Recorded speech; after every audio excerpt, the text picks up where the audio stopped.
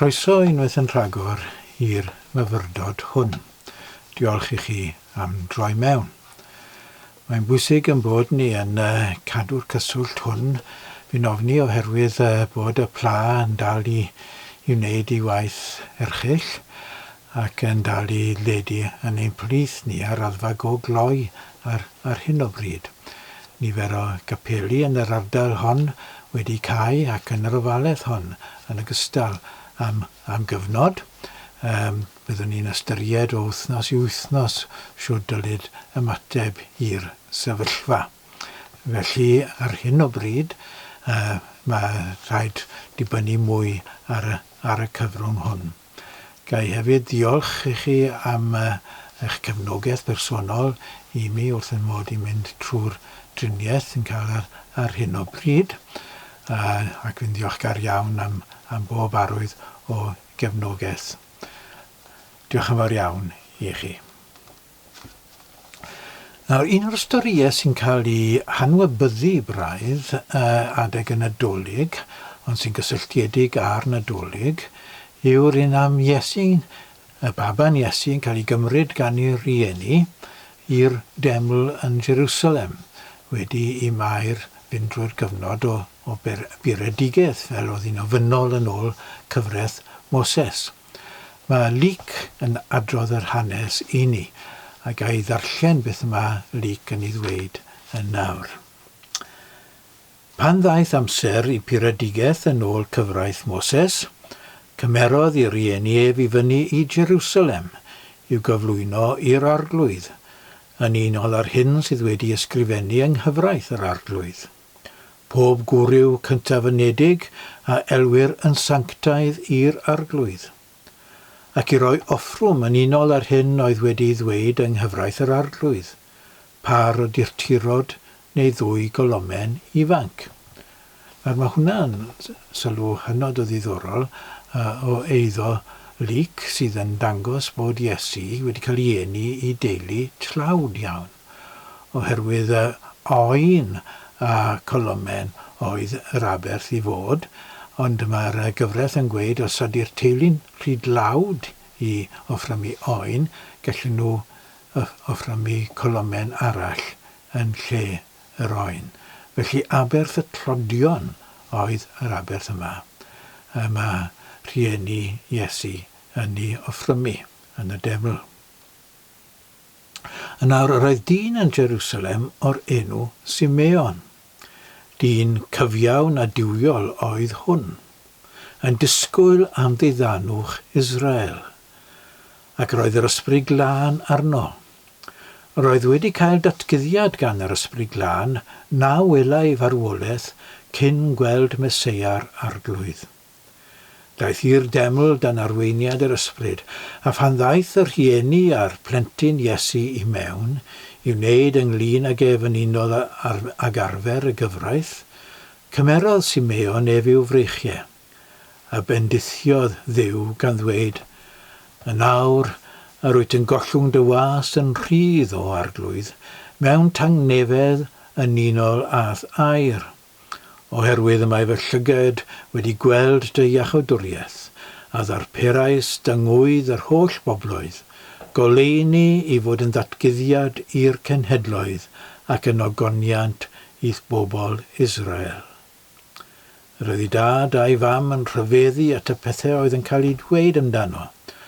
Yna bendithiodd Simeon hwy, a dywedodd wrth Mair ei fam, wele gosodwyd hwn cwymp a chyfodiad llawer yn Israel, ac i fod yn arwydd a wrthwynebyr, a thithau trywennir dy enaid di gan gleddyf, felly y datguddir meddyliau calonau lawer. Yr oedd proffwydes hefyd, Anna ferch Phanuel, o lwyth Aser. Yr oedd hon yn oedrannus iawn, wedi byw 7 mlynedd gyda'i gŵr ar ôl priodi, ac wedi parhau'n weddw nes i bod yn ymadel a nawr yn 84 blwydd oed. Ni byddai byth yn ymadel ar deml, ond yn addoli gan ymprydio a gweddio ddydd a nos. Ar awr honno safodd hi gerllaw, a moli Duw a llefaru am y plentyn hwn wrth bawb oedd yn disgwyl rhyddhad Jerusalem. Dyna chi'r stori am ddau hen berson, Simeon ac Anna. Dau hen berson oedd yn hynod iawn o grefyddol. Dau hen berson oedd yn ymroddedig yn y disgwyl am y Meseia. Ac mae'r Meseia yn cael ei ddisgrifio mewn gwahanol ffyrdd yn y fan hon, yn disgwyl un oedd yn mynd i ddwy'n rhyddhad a gogoniant i Israel, a hefyd un oedd yn mynd i ryddhau Jerusalem. Dyna'r ddau berson yma, dau hen berson. Ac mae hynny yn bwysig. Mae nhw'n perthyn i'r hen Iddewedd. Mae nhw'n perthyn i'r hen ffordd o addoli. Mae nhw yn y deml, ac mae nhw'n addoli yn y deml. Mae nhw'n cynrychioli yr hen Iddewedd i Luc fel awdur y darn yma, wrth gwrs. Ac mae'r hen Iddewedd honno yn croesawu y Meseia, yn croesawu Iesu. Mae Iesu felly'n cael ei gyflwyno gan Luc, ac mae'r pwynt yma yn un pwysig iawn i Luc, wrth gwrs. Mae'n cael ei gyflwyno gan Luc fel cyflawniad o'r hen. Fel yr hyn oedd yr hen yn arwen lan tuag ato. Cofiwch, mi roedd Joseph a Mair yn bobl hynod iawn o ffyddlon i'r ffydd Iddewig, ac mi roedd nhw yn gwneud yr hyn oedd yn unol ar gyfraith. Mae hynny yn bwysig i'w nodi yn ogystal. Gas Iesu fagwraeth yn y ffydd Iddewig.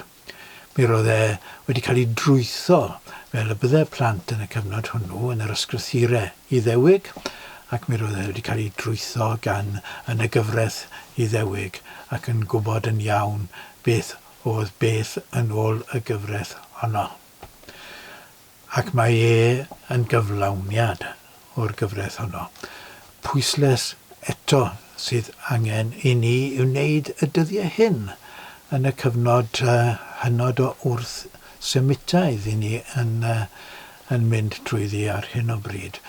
Mae pob cyfnod yn anffodus wedi bod yn gyfnod gwrth semitaidd. Mae'n dod i'r wyneb o bryd i'w gilydd, ac ar hyn o bryd mae yna ymdrechion gan bobl mwyn parddio eto genedl Iddewig ac yn y blaen. Ac mae angen gwrthweithio hynny, a gwrthweithio hynny mewn modd cadarn.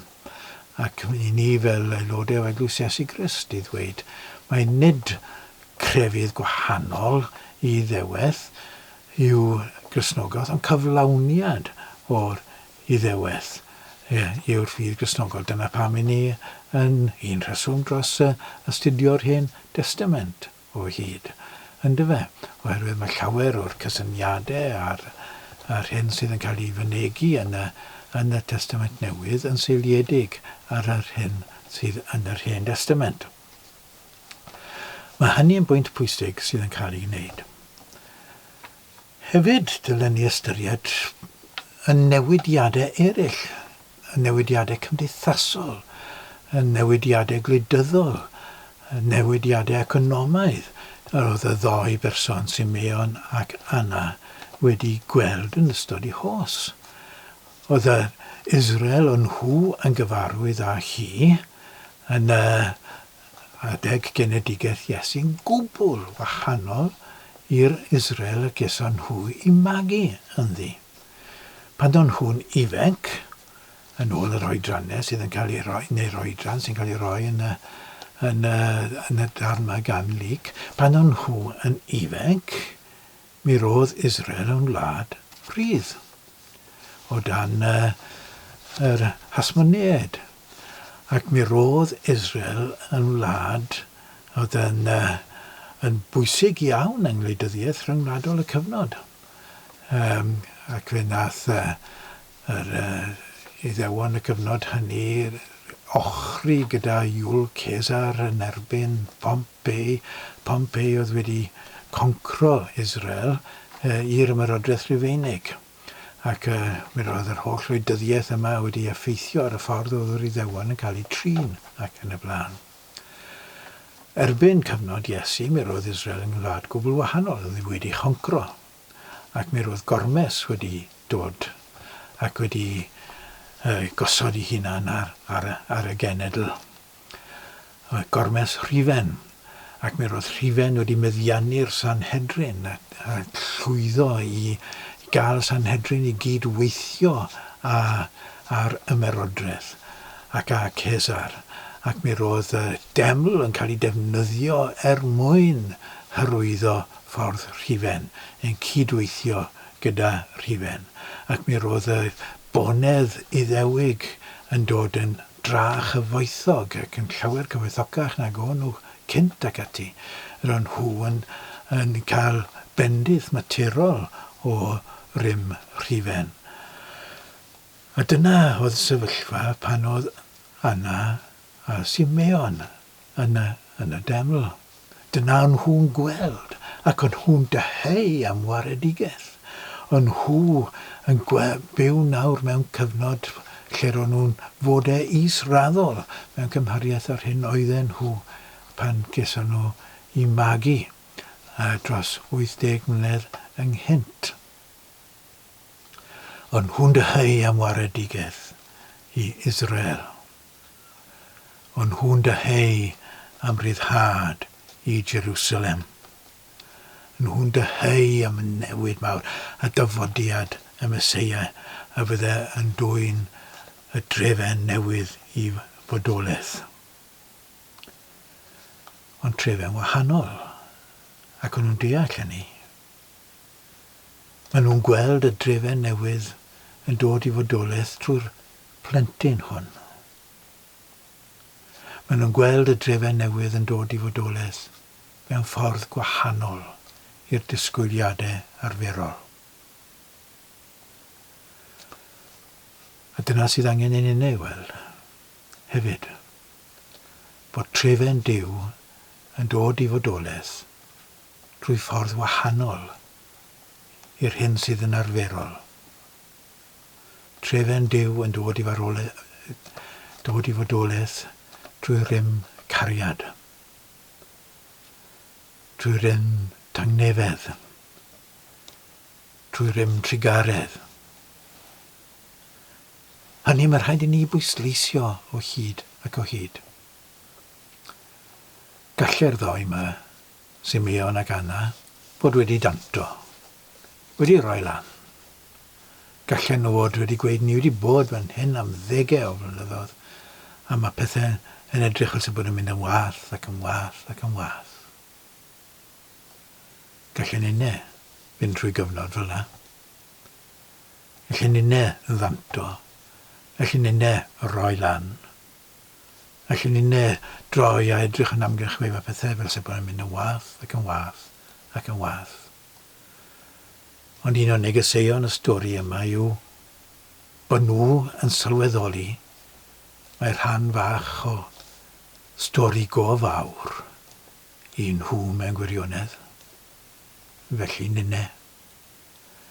A gadewch i ni fel Simeon ac Anna chwarae'n rhan ni o baratoi ar gyfer y dyfodol.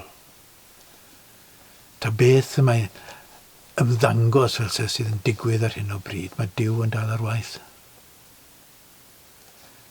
Ac mae Iesu'n dal yn ein plith ni. Ac mae Iesu'n dal y moyn ni i gydweithio ag e.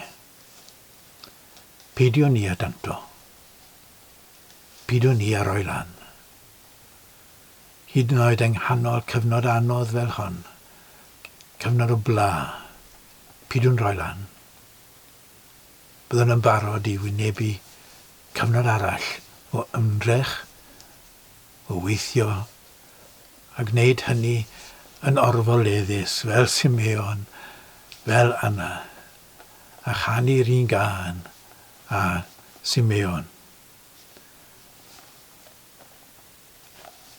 O Dduw helpa ni, yn enw Iesu, ein arglwydd. Amen.